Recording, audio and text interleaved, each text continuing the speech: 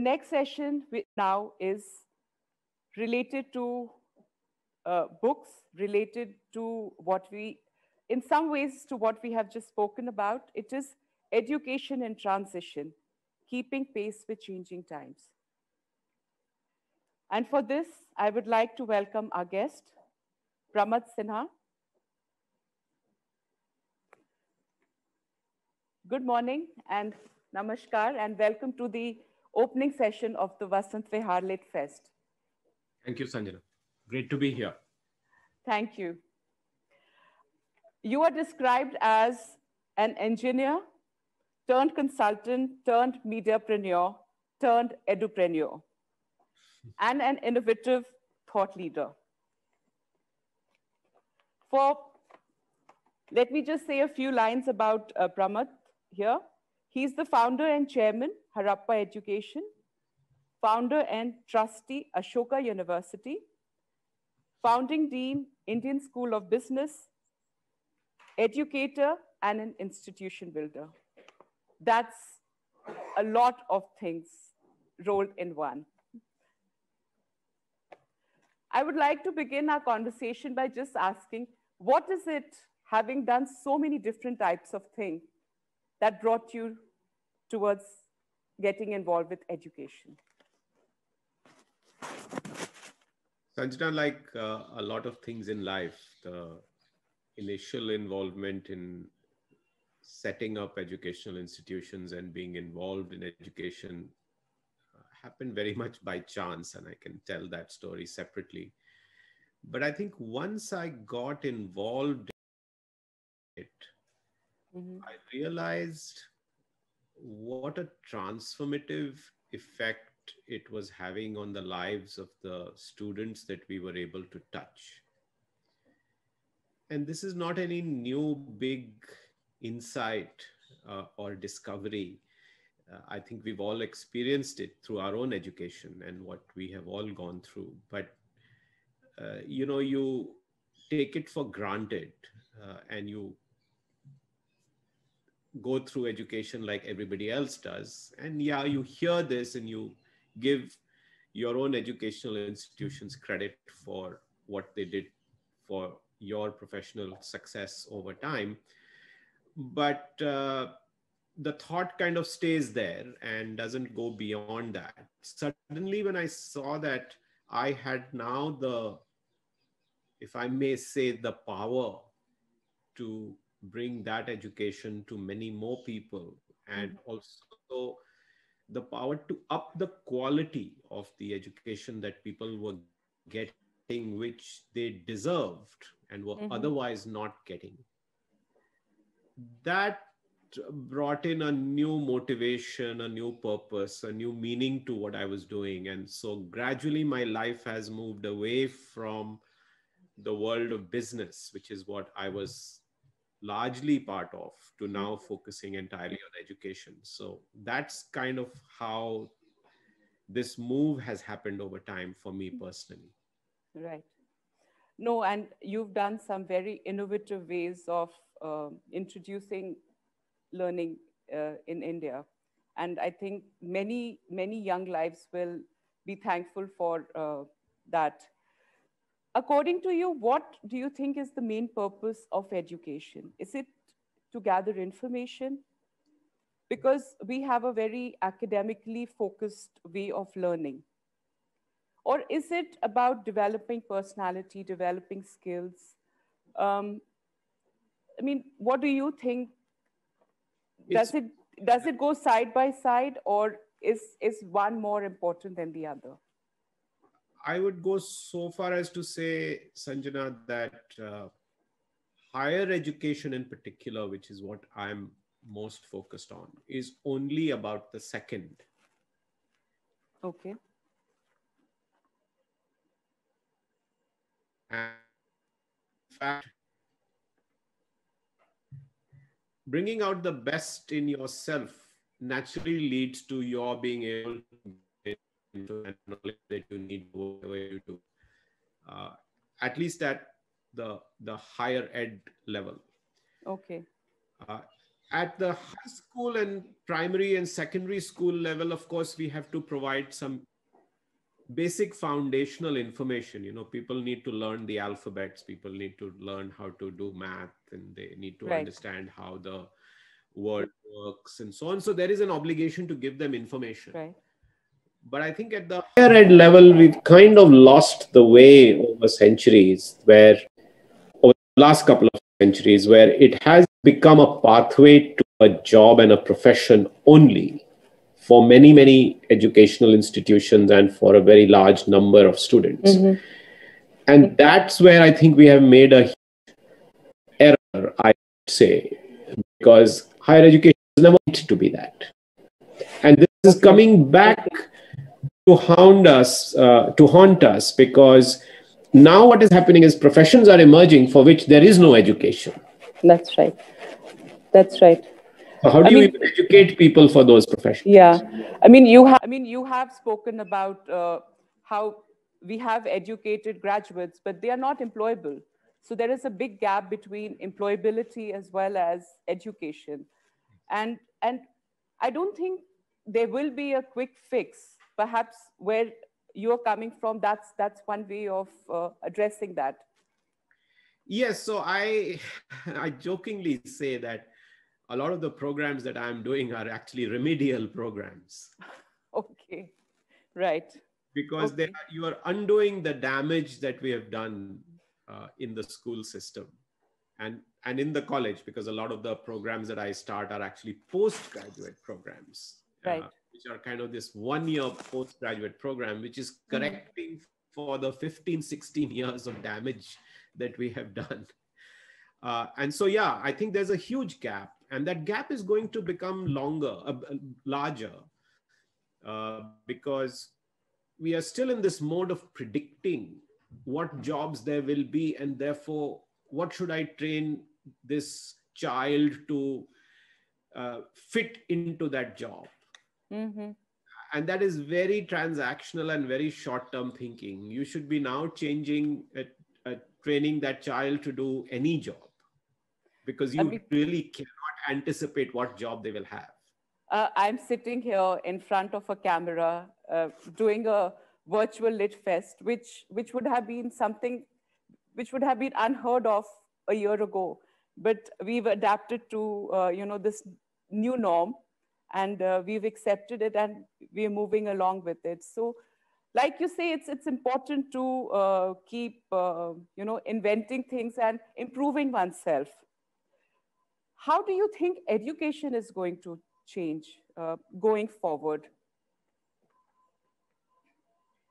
So if I have to uh, project a little bit further into the future, Right. then I would argue that the trends are already here, and at least in higher education. Again, I want to distinguish between Sure. different stages, Yeah. but in higher education, what you're going to see is an erosion of this notion that you study for 3-4 years and get an undergraduate degree. Mm-hmm. I think this is get completely busted. Okay.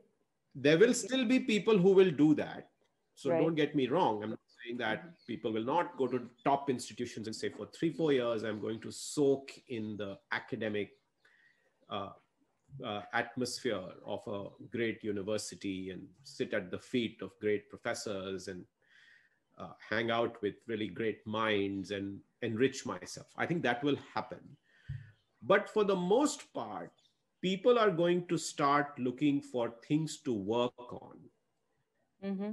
jobs to do, or areas of interest to pursue much earlier before they get degrees. Okay. And that's because employers are not going to expect to hire only people with pedigree degrees, but people who can get the job done. Right.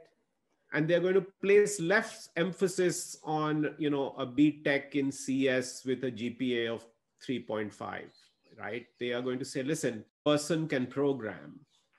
Or if this person can build a business for me in this neighborhood of Delhi, then I'll just hire them. And Right. for you as an individual, learning then will become a lifelong thing. Sure. Like you are learning how to run a Litfest virtually.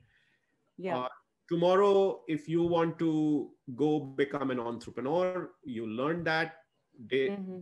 later, if you want to become a data scientist, you can learn that. Later on, if you want to go be a teacher in a school, you can learn that. Mm-hmm.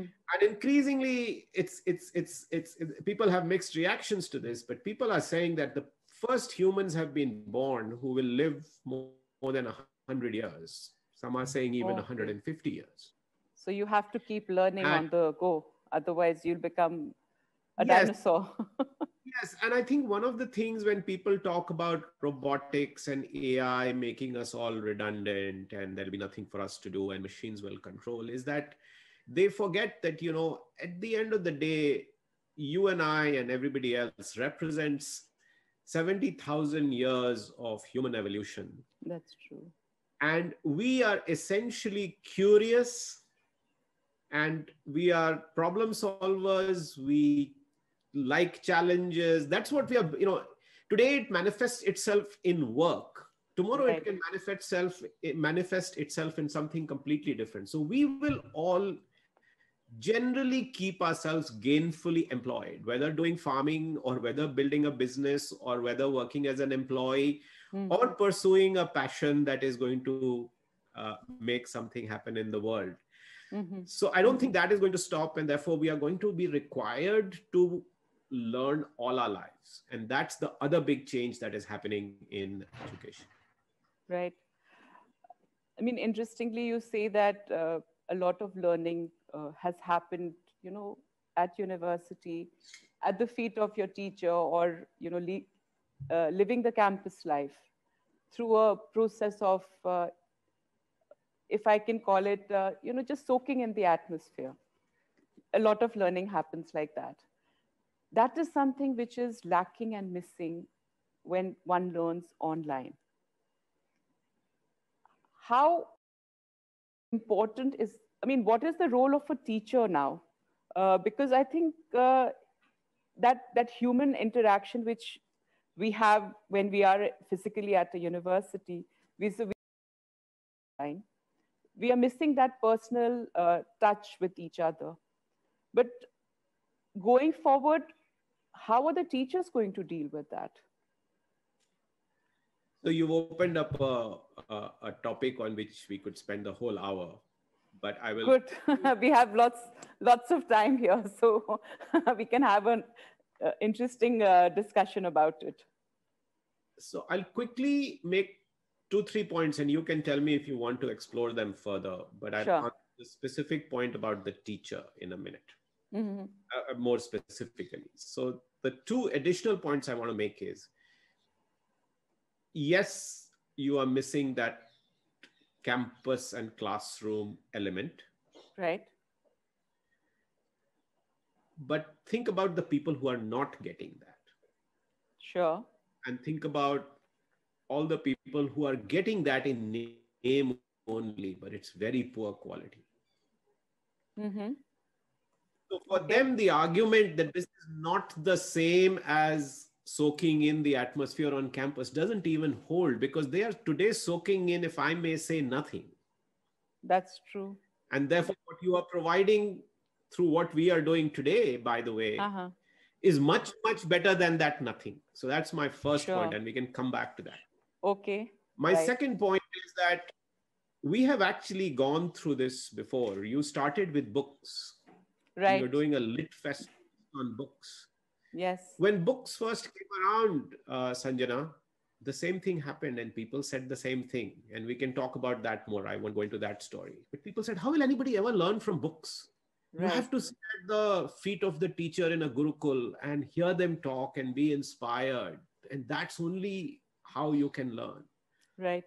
And yet all of us know that we had some really bad teachers, and in those subjects we basically learned by going to a book. That's true. And today people are going to go to a platform like this and learn. So that's the second point, and we can come back to both these points in more detail if you like. But go Sure. to to the point about the role of the teacher. Mm-hmm. Listen, uh, I think teachers have much more exciting careers now. Okay. And how's that? Listen, you will continue to teach in the classroom, Mm-hmm. and in the classroom, you have access to far more interesting material to share with your students than you did. Mm-hmm. Right. Suppose you are teaching a class on, I don't know, justice. Right. You can bring your own pedagogy, your own curriculum, your books, your readings, your assignments, which you always did. But now you can ask your students to also listen to a lecture on justice by this famous Harvard professor who's the most popular teacher in the world. You can bring to them some material from proceedings of some case in, I don't know, Africa, which talks about the role of justice. And so Okay. there's so much more material that is available that you can bring in to enrich your classroom. Mm-hmm. And you can invite uh,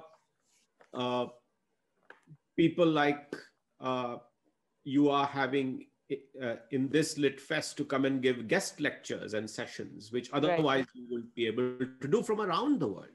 And look That's at the true. quality of the interaction we are having Right. just now, or we just had in the earlier session. Sure. And so those are, you can really enrich your classroom. And often people are calling this the blended classroom or the hybrid classroom. Mm. You can try new techniques. So you can record your own lectures and tell your students, hey, listen to the lecture that I was going to give you Mm-hmm. on video before you come to the class. And then only let's discuss what you picked up and what doubts you have about the lecture. And people often call it the flipped classroom. Right. So now you enrich your classroom in ways that was earlier not possible. And that's what a teacher needs to think about. Okay. It's a challenge, but it's also a huge opportunity. Right. The other is that if you are really the best teacher of justice in the Right. world, then you can teach live, like the The conversation we conversation are happened. having. That's true. And people from all over the world can join us. Right. Or you can record your lectures in a very active, engaging format Mm-hmm. with lots of ways in which to make it even more engaging and entertaining, which goes back to your earlier point about does it ever match the experience of being in a classroom, and make it available for anyone and everywhere to take. And by the way, and we have done this at Ashoka, uh, if you are a Hindi speaker Mm-hmm.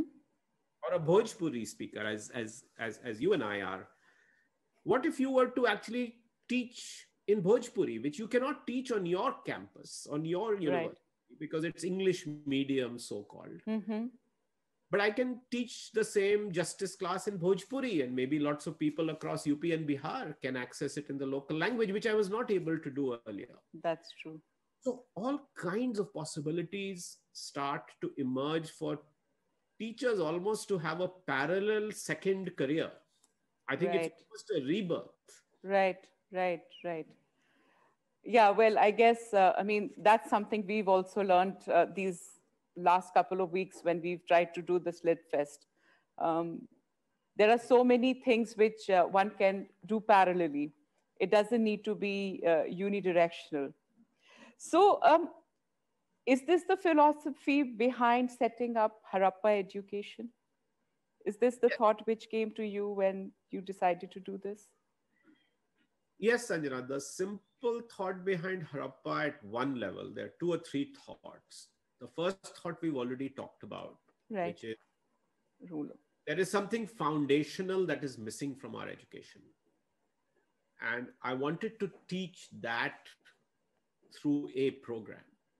And Mm-hmm. so at Harappa, we teach what we call foundational skills, life skills of how do you think, how do you problem solve, how do you communicate, how do you collaborate, and how do you lead, as in lead yourself. So that's a whole curriculum that I felt was missing from our school and college education. And that's what we talked about. My Mm-hmm. fundamental belief is that, to use a cute tagline is anyone can do anything, right? Who would Right. have imagined, right, that you and I would be sitting here like this, True. and you are going to be quizzing me about higher education and also what what what is the future of higher education. That's right. When I was True. growing up, when I was growing up in Patna, 50, 45 years ago, my biggest ambition was to be a bus driver. And I could Mm-hmm. only think of that as being the most exciting profession. So Mm-hmm. here I am talking about, and so I genuinely believe that anyone can do the impossible. You can't even dream of what you and I will be doing 10 years out. And therefore, to do that, you need these foundational skills. And I wanted to have a forum through which, or an institution through which, these foundational skills are imparted. And that's one thing that Harappa wanted to do. Mm-hmm. But I was increasingly finding that as I started more of these programs or got involved in more universities, that this classroom based physical with a teacher in the room model was very limiting in terms of scale. Okay. If you add up all the institutions I've been involved with, I can tell you that you stretch it as much as you want, you will not be touching more than 4,000 students every year. Mm-hmm. That's true. I'm not trying to be humble, but it's Yeah. the fact.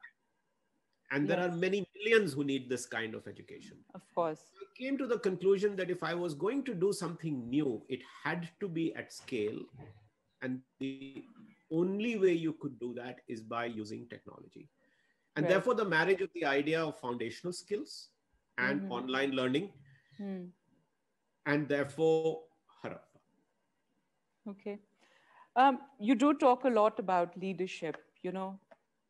I think that is one of the skills or values which you hold dearly. You want to inspire lots of the generation next to take leadership roles. Do you think that going forward, that is something which will hold them in good stead, taking, being proactive, being a leader, um, ready to do new things? I think so. And then part of the reason I push this idea of leadership is I feel that if we, and the younger generation in particular, Mm-hmm. don't start to see themselves as a leader in something or the other, Mm-hmm. that they are going to drive a change or lead something in, it doesn't have to be big. It can be Right. small. It Mm-hmm. can be within your family. It can be for a friend. It can be for the community that you're part of. It doesn't have to be pan India or global or anything like that. Small or big. Of course, if you can do something big, that's even better. Sure. But my thesis is that if if people are not inspired to do something fundamentally different to change the status of the world we are in, then Mm-hmm. how will we progress? Because our problems seem to be just becoming overwhelming, whether it's climate, whether it is, our governance and international relations, uh, Mm-hmm. whether it is our, the divisions between us, whether it is health and pandemics. Right. And so I can go on, and whether it is the widening disparity, growing disparity between rich and poor. And I somewhere feel that, yes, it's all very well to do grassroots efforts here and there. And I Mm-hmm. think those all add up. I think we need the best minds and the people with the most commitments, Mm. uh, who want to give the energy, trying to change things, without which real change will not happen. Right? We cannot just look to our leaders and political leaders to make changes. Right. I think we have to take charge of our own uh, life, if you will, going forward in our Right. own small ways. And so I think Sure. that's the intent behind that. And I'm not being very articulate here, but the other way to say this to me that I have always said is that if our young people didn't take charge, then who will? Sure. right? I almost feel like, my life is limited and our generation is now going to, not going to have that much time. So we are leaving our next generation with a lot of problems, and they need to understand that nobody else is going to be there to solve them. They Hmm. need to show the leadership to take charge of solving these problems.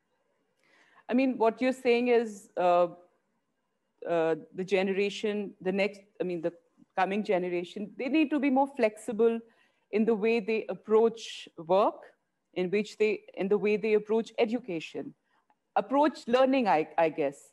Because if you think you are going to just stick with one career or one job through your whole life, that's probably going to make you, you know, I don't know, maybe not very, not evolve you as a person. That's Yes, going to happen. and you couldn't have said it better. You took my words, but absolutely. I think it's when I refer to leadership, I talk Right. about three things. And again, I won't take too long, but I'll quickly talk about each of these three. I think the people have to understand that it's not just your being very educated, or it's not just the great attributes you have of public speaking or writing, but it's what you do with it. Right. Hmm. And don't waste your skills or your the good fortune of whatever you've had or not had in terms of education or opportunities that your parents and society and country gave you, but do Hmm. something with it. And do Right. something here means, for me, the biggest thing about leadership is making something happen which is a step change of some sort, which is a Right. permanent kind of improvement in how life was before you attempted to make that change.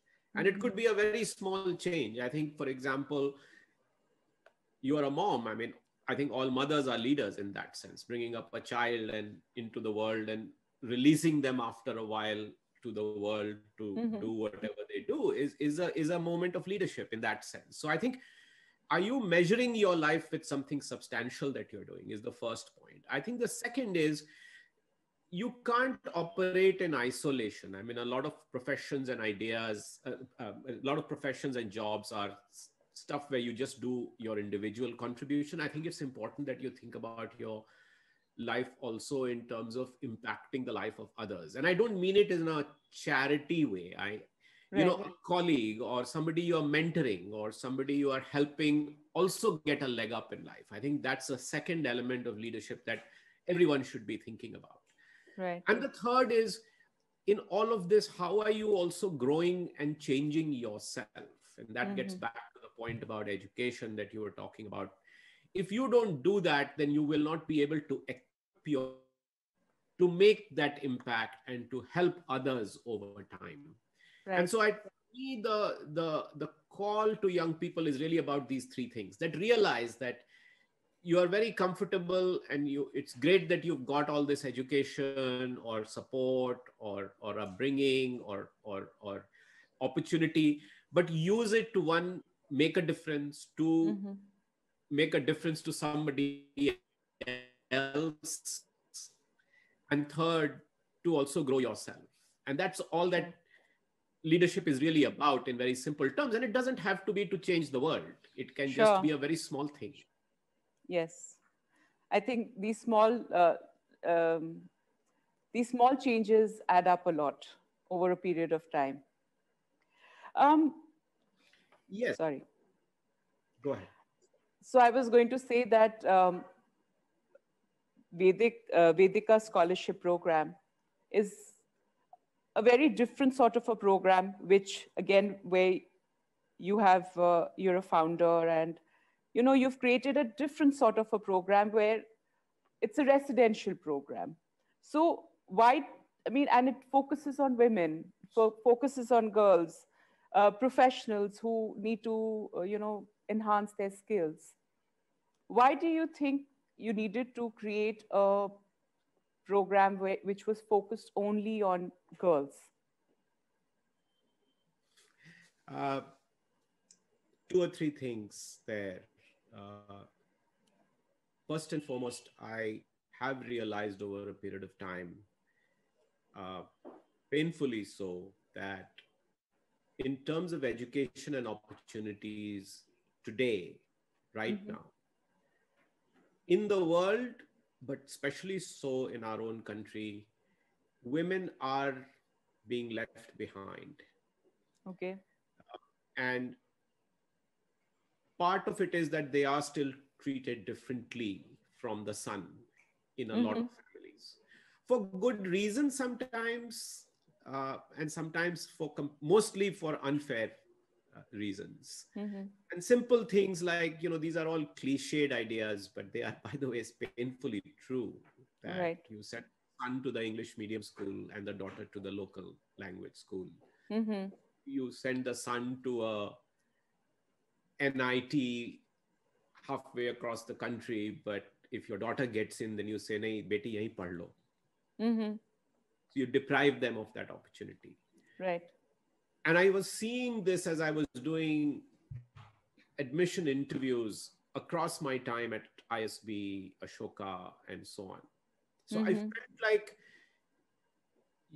and we were leaving behind a lot of these kids even further because, once ISB and Ashoka become very competitive, then for the same Yes. reasons that they get left behind, we were leaving them behind because they didn't go to a top institution, or they had poor marks somewhere along the way, or they went to a local medium school. And I could see that these women were really capable, and they had the Mm-hmm. hunger and the drive and Right. the attitude to do well. Mm-hmm. So that was one motivation. The second motivation was that a lot of these women were very focused on saying, listen, I don't want to necessarily just study for the sake of study. Mm-hmm. I need a steady job, and I want a career, and I'm committed to building economically, creating an economically viable independent unit of myself over time. Mm-hmm. And there wasn't a clear path for them. It was, yeah, you could do an MBA, but it wasn't clear whether that would lead to that, and so on. So I said, why not combine these two ideas, that we'll assure you of a job. If you come to me, I will Mm-hmm. make sure that I give you all the inputs that Right. make you marketable. Mm-hmm. I will give you a break from this constant bad sort of education that has been dogging you because of something that happened to you in the past. I will recognize that that's not a negative factor and give you a break. Mm-hmm. And finally, I think I was involved in the Welham Girls School for some time as a president. And often there, the question used to come up, what is the point of an all girls school in today's day and age? And Right. I spoke to a lot of alums from girls' schools and girls' colleges. Mm-hmm. And one of the things that I found in their stories was that they all felt that all girls in an all women environment gave them a safe space to have a lot of conversations and to share a lot of the insecurities and the concerns and the thoughts they have, which was not possible in a co-ed environment. That's true. That that female bonding which happens between Correct. sisters or between friends, Correct. girlfriends, yeah. That bonding which happens. Yeah, and it was incorrect to say that they were somehow overprotected and not prepared for the real world as a result of being part of that environment. In fact, they were almost more prepared Mm-hmm. because they were quite conscious of the fact that people would judge them as not being part of the real world because they were in Right. a protected environment. But Mm-hmm. they were deeply insightful about what it took to operate in the real world, and they were much more confident and stronger and more resilient internally, having been in an all women's environment. So it was Sure. actually quite contrary to the perception that people had, that somehow these Right. people would be misfit for the world if they were not trained in a co-ed. Mm-hmm. So that's why we created this space. And by the way, I think that it is probably the only postgraduate postgraduate all women's program in the world. Because you would Okay. say, why would women go to a Yeah. postgraduate Postgraduate. all women's program? No, by that Hmm. time they are done. So at least at that time, why are you cloistering them? Right. But that's why I say that, these programs in a some way become remedial. They should have been given that space earlier. Right. But I'm actually correcting for what they didn't get, or giving them an opportunity. So yeah, I think, and that's why the all residential part makes a lot of sense, because Hmm. getting them together and living under the same roof and bonding in that way. And of Hmm. course, here the other thing that people don't know, which we did, was we removed the any age restriction. Okay. So maybe I should apply for it as well. Yes, you should. There are people in their 40s. There are people in their 40s, and I'm not alleging that you are in your 40s, but there are people in their 40s who are in this Yeah. program, alongside women who are 20, 21 years old. Yeah. Actually, when I was at university, we had that. We had mature students, and one always looked at them with more respect because of the number of different experiences we'd had. Yes. And yeah, Yeah. okay. I mean, you keep talking about foundation, how you're doing remedial. You're having to do remedial classes for because the foundation of the students isn't strong. Where do you think our primary education started to falter? Because you, me, I mean, there are so many Indians who are overseas, very successful. And, you know, why do we need remedial classes now? Well, obviously, because we didn't give us the kind of education we needed, or everyone the kind of education they needed. But where we faltered was, Sanjana, in making the cardinal mistake of scaling without Without making sure insisting that on quality? yes. Yeah. Hmm. And the other mistake we made is that we gave up on that, right? It's again, it's another myth to say that quality and numbers don't scale. Then you would never build anything large, right? Right. Yeah. So the fact is that quality and numbers do scale. I mean, if you look at this beautiful sari or shawl that you're wearing, people make at least hundreds of thousands of these every year, of equally Sure. good quality. Hmm. So I think we needed to scale very rapidly. We realized that initially we were doing things very slowly. Our population was exploding. There was demand for education. So we allowed the unbridled scaling of numbers Hmm. without putting in place the support mechanism to support the high quality scaling as well, the scaling of quality as well with those numbers. Right. And then at some point we gave up. We said, "ठीक है, banao school, banao Mm. college, we'll allow you to do private sector, you do." Now what has happened is that we are so suspicious of every new institution that is being built that we have put in very draconian Hmm. controls, which are made for the least common denominator. That's true. So even if somebody wants to Right. innovate, to your point, why do people from here go outside and do so well? Hmm. That's because they have freedom. That's right. Flexibility to Correct. think the way they want to think. Now, nobody is to blame, but all of us are to blame, because it is also true that people set up fly by night schools and colleges. Right. And so the regulators say, "Oh my God, I have to put controls because they are going to rook my gullible students and parents." So they put in more controls. Hmm. But then those controls get applied to everyone, regardless of who is doing this with the right That's right. intent. And so the people who are trying to do things right are also now being controlled and not allowed. Mm. So I think that's the vicious cycle we've gotten into. I think people are now conscious of this. I think the Hmm. regulators, the government, the policymakers are very conscious of this. So, Hmm. but unwinding this is going to take a long time. Right. And that's the challenge we have. Yeah. Um, I think one very important point again, which we don't talk enough about when we are going through this process of learning or schooling or education is how to handle failure.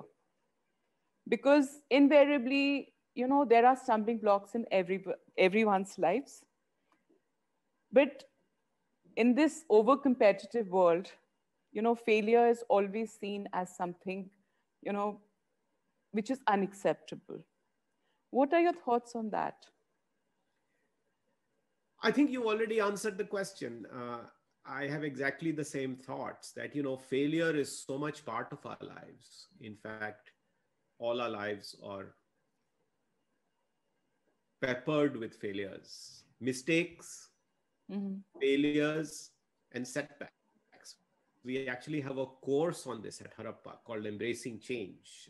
Okay. It's available for free right now, so anybody can take it. And it's been very This is popular. where the role of a mother comes in, because as a mother, that's something which you need to deal with when your children go through their share of failures, or when you feel that you're a failure where your child is concerned, because that is something which keeps happening quite often as well. I mean, it happens to many mothers, and many of us. Why just restricted to mothers? Yes, and parenting is a huge responsibility, and That's right. with lots of errors and mistakes and failures. I Right. think the first thing is, Sanjana, that like you said, uh, throughout throughout our life, particularly in our school, we are very conditioned Questions. to we are very conditioned that success is the only thing that matters, and therefore you Right. have to be successful at all costs. Very Why true. did you come second in class? Yes. Why did you lose those 5 marks? Hmm. I mean, I can tell you that when I qualified for IIT, I was very happy, and obviously everybody was relieved ki chalo, at least he got in somewhere. Because what had happened was that in my class 12, Mm-hmm. relative to what I was expected to do, I had done very badly. And so the big concern was, where will he get in? Yeah. I had 85% and I had some 90s, but in those days, this is now more than 30 years ago, uh, it had already become difficult to get into a good college in Delhi University with 85%. Mm-hmm. And it's Everybody become was even really, worse now. Yeah. Yeah. yeah. So in a way, I had failed, but thankfully Mm-hmm. I got in, so everybody was relieved. But then my first semester at IIT was a complete disaster. Mm. I fell sick. I couldn't take my classes. I got very bad grades. And, I was very, very dejected because the bad grades in that first semester meant Mm-hmm. that the chances of my going to a top university after my 4 years had been shattered because of my cumulative grade point average. The CGPA would be lowered because of this poor performance in the first year. Mm-hmm. And so then to live with that failure Mm. hanging over your head for 4 years and still go through that program. Right. And so I can give you many instances. And so one of the things we talk about in our course is the notion of a failure resume. Okay. So what most people don't know is that between ISB and Ashoka, I built 2 institutions that sank without trace. Oh dear. I set it up, Okay. I ran them, Okay. I set Mm-hmm. it up, I ran them, and I had to go through the embarrassment and awkwardness of actually shutting them down, getting telling our students that we were not going to be able to continue, facing the wrath of parent, and so on. Mm-hmm. But that's what taught me so much, Right. that actually improved my rate of success later on, so that I never make those mistakes again. So I think the Sure. first is we need to teach our children to treat failure as part of life, Yes. to be able to recognize failure as failure, but Mm. not personalize failure. If something How? happened, you didn't fail. Yeah. But how are we going to do that? Because it's so deeply set in our psyche now Yes. that I think it will take probably a generation before this shift can happen. Yes, I know. And that is why I feel that all of us have a responsibility to tell one other person and five other people and 10 other people about this. It's funny you are talking to me about, I was just on a call preparing for a class I have to teach to 45 students on the 30th, and they are only going to talk about failure. Right. And talking about our Embracing Change course is really about how do you deliver, how do you develop resilience and grit, Mm-hmm. and how do you bounce back from failure. So Right. people are talking about this a lot more, but you are right. Mm-hmm. This is going to take a long time. Right. And even when I teach this stuff and talk about this stuff, people always come back, but how, but this, but my Mm. parents are not understanding, but my teacher is not understanding, but my boss is not understanding. This is a big problem at the workplace. Right. In I our know workplaces, we don't tolerate failure either. yeah. No, I mean it's very concerning because younger and younger people feel that they have failed, and we have another set of issues which is related with self-image and depression, and Mental health. it's like mental health. I mean that's such a huge again space where very often we are unable to address it. Perhaps if we start focusing on it at the primary level, which you keep coming back to, that the foundation, if that's where we start teaching these things about that, you have to take both failure and success as a way of moving ahead, then Yes. perhaps we can address that. I mean, looking at you sitting here, one would never associate you with any failure of any sorts. So the fact that you are saying that there have been failures, I mean, it's huge. It's true for everyone's life. And it is Right. true that maybe some of us need to talk more about our failures, because even Right. when you describe me as somebody who set up ISB and Ashoka and Harappa, That's right. but we don't talk about people's failures because that's somehow seen as a taboo or a negative thing. But I think the more of us talk about it and talk Right. about the fact that, in fact, you learn more from your failures than you learn from your successes. Mm-hmm. When I left McKinsey, I became the CEO of this big media group. The truth is, I was a failure Mm-hmm. because in 18 months I had to leave. Now, the Right. circumstances may have been whatever they were, and we can say it was not my fault, it was not their fault, it was not nobody's fault, whatever. But the truth is that, nobody makes a big public announcement about so and so is moving to so and becoming, and 18 months later, you read in the paper that, listen, this person is now leaving. Mm-hmm. And for me, it was a personal and a leadership failure. But the truth Right. also is that I learned so much from that experience that it has shaped me completely into the Right. person I am today. 15 Mm-hmm. years later, I am much stronger, I'm much more resilient. I recognize those kinds of situations. I recognize my own way of handling those situations Right. in a very different way from what I went through that time. And I Sure. think we need to talk about these more to be able to give people the comfort and the confidence that it's okay. By the way, just a quick one on that. In our course, we talk about the fact that the most powerful idea for this is to say that, if a failure is an upset, Right. or if a failure upsets you, Mm-hmm.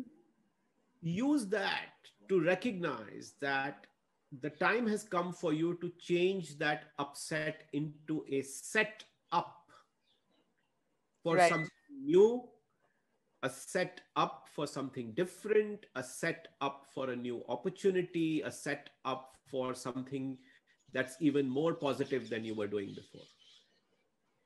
Good old Hindu way of life. Correct. I think our scriptures and our